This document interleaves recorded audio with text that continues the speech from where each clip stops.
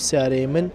دەقل و 12 قڵ دروستکردن لەو کەسە تایبەتەکان یان لەو بەرپرسە تایبەتەکانی ئەمریکا. ئێستاش دۆڵان ترامپ کە سەرۆکی ئەمریکای کاتێلاکی داژۆ بخۆم عینەن لەو سیارەیە قڵەکی مۆدی نوێم هەیە 24 هەیە بەڵام جێیەک بی مناسباتێک بی تایبەتمەندێک بی دەی بە ماوە جێگایانە وەکو مواسفاتیشی ناوی کوشین جلدا جام کارەباییە وەکو فەرق لەگەڵ هەموو سیارەکانی پێ دەکە لەگە زۆربەی کاتێلاکان گێر لە سوکانە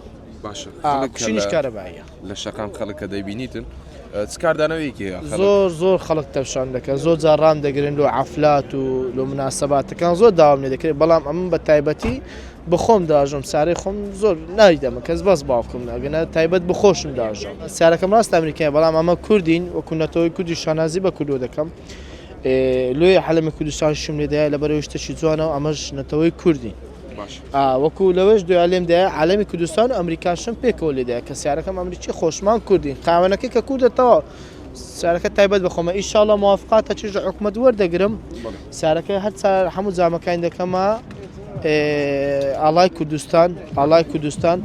سیارەکەی منیش تایبەتمەندی دیقەتی زۆر بە سیارەکان دێن مخالفە حکومەت ناکەین ڕقەمەکەشی نییە هەموو ساڵە ژینگە و هەزە و ئەوانەش نییە